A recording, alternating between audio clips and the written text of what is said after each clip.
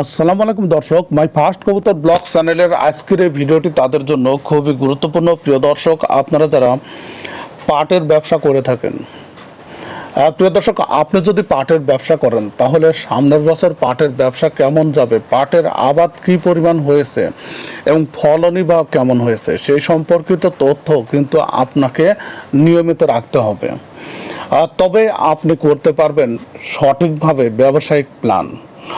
প্রিয় দর্শক, এবং আপনার সেই প্ল্যানে কিন্তু সহযোগিতা করছে মাই ফার্স্ট কবুতর ব্লগ চ্যানেলটি বিভিন্ন ধরনের তথ্য উপস্থাপনের মাধ্যমে। তাই চ্যানেলটি সাবস্ক্রাইব করে সঙ্গে থাকুন, তাহলে পাট সম্পর্কিত যাবতীয় তথ্য এই চ্যানেলের মাধ্যমে আপনি জানতে পারবেন। প্রিয় দর্শক, বাংলাদেশে কী পরিমাণ পাটের আবাদ হচ্ছে এই বছর, পাটের উৎপাদনই বা কেমন হচ্ছে, আপনারা সবাই জানেন যে এবছর আবহাওয়া ছিল না অনুকূলে পাটের জন্য। প্রিয় দর্শক, যার প্রভাব কিন্তু পড়তে শুরু করেছে হাট বাজারগুলোতে। আমরা দেখতে পেয়েছি যে হাটে পাটের বাজার দর কিন্তু দিন দিন বৃদ্ধি পাচ্ছে। এখন কেমন আবাদ হচ্ছে, কি পরিমাণ আবাদ হচ্ছে সেই সম্পর্কিত তথ্যের একটি অংশ হিসাবে আজকে আপনাদের সামনে উপস্থাপন করছি ফরিদপুর জেলা, অর্থাৎ বাংলাদেশের যে কয়টি জেলা পাটের জন্য বিখ্যাত এবং যে কয়টি জেলার পাটের ফাইবার কোয়ালিটি খুবই ভালো এবং দামটাও সবসময় ভালো থাকে, সেই কয়টি জেলার মধ্যে কিন্তু অন্যতম ফরিদপুর। যদি পাটের কথা আসে তাহলে কিন্তু ফরিদপুরের কথা আসবেই। প্রিয় দর্শক, এবছর কিন্তু পাট আবাদে, পাটের উৎপাদনে কিন্তু খরচটা অনেকটাই বেশি হয়েছে, যার কারণ হলো যে আবহাওয়া অনুকূলে ছিল না, বৃষ্টি ছিল না সারা বছর, যার কারণে অনেক অঞ্চলেই, অর্থাৎ ফরিদপুরের যেসব উপজেলায় পাটের আবাদ বেশি হয় সেসব উপজেলার অনেক জমিতে কিন্তু এবছর পাটের আবাদ করা সম্ভব হয়নি। কারণ পানি ছিল না, পানি না থাকার কারণে কৃষকেরা কিন্তু পাটের বীজ বপন করতে পারেনি, যার কারণে কিন্তু এবছর লক্ষ্যমাত্রা পূরণ হচ্ছে না ফরিদপুর জেলার। অর্থাৎ চলতি যে মৌসুম, এই মৌসুমে কিন্তু ফরিদপুরে পাটের যেটি লক্ষ্যমাত্রা ছিল সেটি হলো 88,100 হেক্টর জমিতে, কিন্তু আবহাওয়া অনুকূলে না থাকার কারণে, সেচ সুবিধা না থাকার কারণে সেখানে কিন্তু আবাদ হয়েছে 86,424 হেক্টর জমিতে। এখানে চাষিদের সঙ্গে কথা বলে যেটা জানা গেছে যে খরা ও পাট উৎপাদনের সঙ্গে সম্পৃক্ত উপকরণ এবং শ্রমিকের মজুরি অন্যান্য বছরের তুলনায় বেড়েছে। এখানে কিন্তু খরার কারণে প্রত্যেকটা জমি সেচ দিতে হয়েছে বেশি পরিমাণে, যার কারণে কিন্তু সেখানে খরচটা বেড়েছে এবং এছাড়া শ্রমিকের যে মজুরিটা ছিল সেই মজুরিটাও কিন্তু বৃদ্ধি পেয়েছে, যার কারণে খরচটা অনেক বেশি ছিল। এবং গত বছর যখন পাটের সিজন ছিল তখন কিন্তু পাটের দামটা কম ছিল, এই কম থাকার কারণেই অনেক কৃষক কিন্তু এত বেশি টাকা খরচ করে পাট আবাদ করতে অনীহা প্রকাশ করেছে, যার কারণে কিন্তু অনেকেই কষ্ট করে হলেও হয়তো পাট বপন তারা করতে পারতো, কিন্তু যে পরিমাণ খরচ হতো সেই খরচের টাকাটা তাদের ঘরে হয়তো ফিরে আসতো না, যার কারণে অনেকেই কিন্তু পাট বপন করেনি। প্রিয় দর্শক, এখানে খরচটা কত বেড়েছে, এখানে কৃষকদের কাছ থেকে কথা বলে যেটা জানা গেছে যে প্রতি বিঘা জমিতে স্থান ভেদে 25 থেকে 30% খরচ বেড়েছে।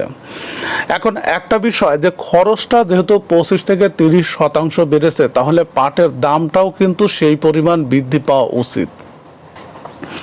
এখন যদি ফরিদপুরের পাটের বাজার দর থাকে 3300 টাকা প্রতি মন বা 3200 টাকা প্রতি মন, তার 3 ভাগের 1 ভাগ যদি তার সঙ্গে যোগ করা যায়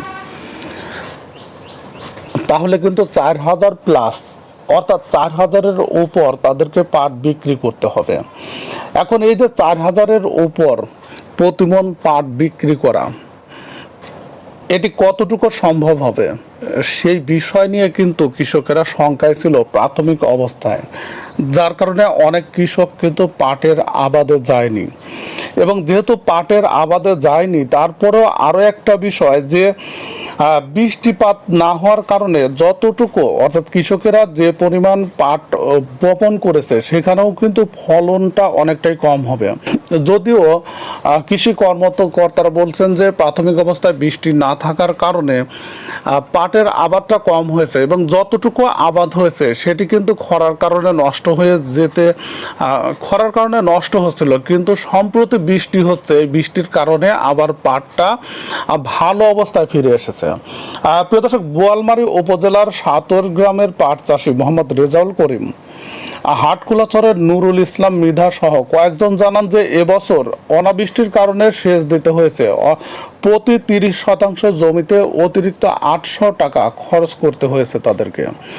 এছাড়া আগে 500 টাকায় শ্রমিক পাওয়া গেলেও এবছর 800 টাকা দিতে হচ্ছে শ্রমিককে। এখানে একটা বিষয় খেয়াল করে দেখেন যে শ্রমিক খরচও কিন্তু 300 টাকা করে বৃদ্ধি পেয়েছে। এছাড়া পাশাপাশি সার, কীটনাশক সহ অন্যান্য উপকরণেরও দাম বেড়েছে এবং এই হিসাবে প্রতি বিঘা জমি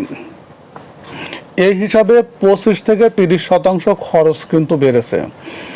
প্রিয় দর্শক, এছাড়া পাটের জাগ দেওয়া খরচও কিন্তু বাড়বে এবং সব মিলিয়ে যে পরিমাণ খরচটা বাড়বে সেই পরিমাণ খরচ তাদের উঠাতে গেলে পাটের বাজার দরটা কিন্তু বৃদ্ধি পেতে হবে।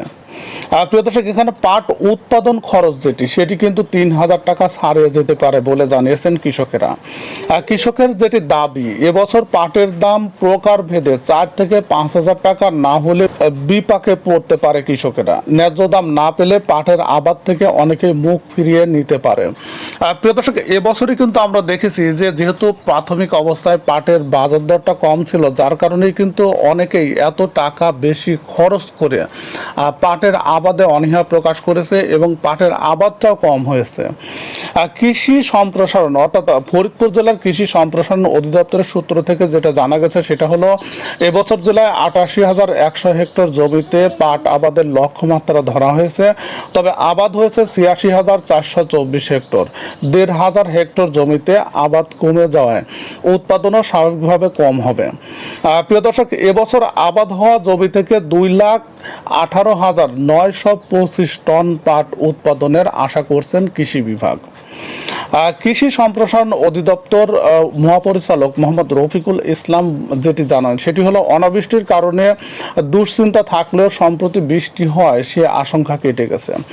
প্রিয় দর্শক, সবকিছু ঠিকঠাক থাকলে এই জেলায় পাটের যেটি উৎপাদন হবে সেটি লক্ষ্যমাত্রা হলো হেক্টর প্রতি 2.53 টন।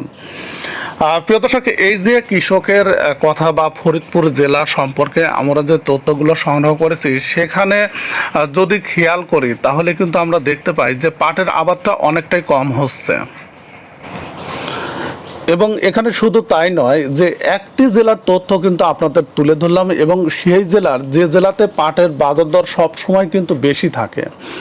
পাটের উৎপাদন খরচ জেলা বিশেষে পার্থক্য থাকে, তারপরও কিন্তু যদি বেশি দামে বিক্রি করা যায় তাহলে কিন্তু কৃষকরা পাটের আবাদে ফিরে আসবে বা আসতে চাইবে।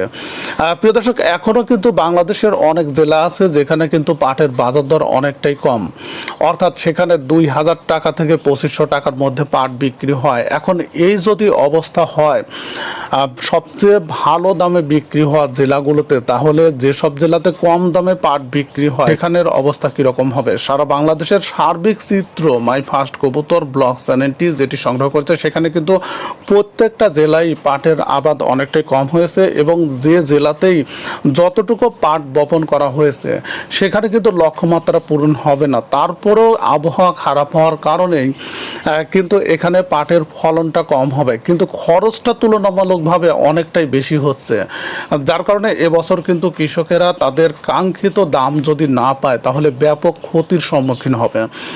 প্রিয় দর্শক, যদি এরকম ক্ষতির সম্মুখীন হয় তাহলে কিন্তু তারা পাট চাষে অনীহা প্রকাশ করবে। পাট চাষ যারা করেন তারা সবাই জানেন যে পাটের আবাদে কিন্তু পরিশ্রম বেশি করতে হয়, টাকা খরচ করতে হয় এবং সব মিলে যদি কিছুটা লাভ না করতে পারে তাহলে কিন্তু কৃষকরা পাট চাষে আসবে না। এবং কৃষক যদি পাট চাষ না করে, পাটের উৎপাদন যদি না হয় তাহলে কিন্তু বাংলাদেশ হারাবে তার একটি বৈদেশিক মুদ্রা অর্জনের উপকরণ। পাট বিদেশে রপ্তানি করে প্রচুর বৈদেশিক মুদ্রা অর্জন করা যায় এবং সেটি কিন্তু দেশের অবকাঠামোগত বিনির্মাণে বিশেষ ভূমিকা রাখে। প্রিয় দর্শক, এখন সরকারি পর্যায় থেকে যদি এই বিষয় সম্পর্কে বা কৃষকদের পাশে দাঁড়ায় বাড়ায় এবং সেই সাথে পাট চাষিদের তারা যেন সঠিকভাবে আবাদ করতে পারে, তাদের পাটের ন্যায্য দাম পায়, সেই বিষয় সম্পর্কে যদি সতর্ক থাকে। আমরা জানি যে বস্ত্র পাট মন্ত্রী জাহাঙ্গীর কবির নানক উনি কিন্তু বিভিন্ন দেশের সঙ্গে যোগাযোগ করছে বিদেশে পাট রপ্তানির জন্য, কিন্তু দেশে যদি পাট প্রচুর পরিমাণে অর্থাৎ চাহিদা মতো উৎপাদনই না হয় তাহলে কি রপ্তানি করবে, এখানে কিন্তু একটা প্রশ্ন থেকে যায়। আশা করি ভিডিওটি শেয়ার করবেন এবং উচ্চ পর্যায়ে যারা আছে তারা যেন ভিডিওটি দেখতে পায় এবং তারা যেন কৃষকের দিকে একটু ফিরে তাকায়। এছাড়া কোটি কোটি টাকা ইনভেস্ট করে যেসব পাট স্টক ব্যবসায়ী পাট স্টক করে রাখে তারা যদি ন্যায্য দাম না পায় তারাও কিন্তু এই ব্যবসা থেকে আস্তে আস্তে সরে আসবে এবং পাট হারাবে তার নিজস্ব ঐতিহ্য। প্রিয় দর্শক, আশা করি ভিডিওটি ভালো লেগেছে এবং এই ধরনের ভিডিও যদি আপনি পেতে চান, এই ধরনের তথ্য সম্বলিত ভিডিও যদি আপনি পেতে চান তাহলে মাই ফার্স্ট কবুতর ব্লগ চ্যানেলটি সাবস্ক্রাইব করে সঙ্গে থাকবেন। ভিডিওটি দেখার জন্য আপনাদের সবাইকে ধন্যবাদ জানাচ্ছি।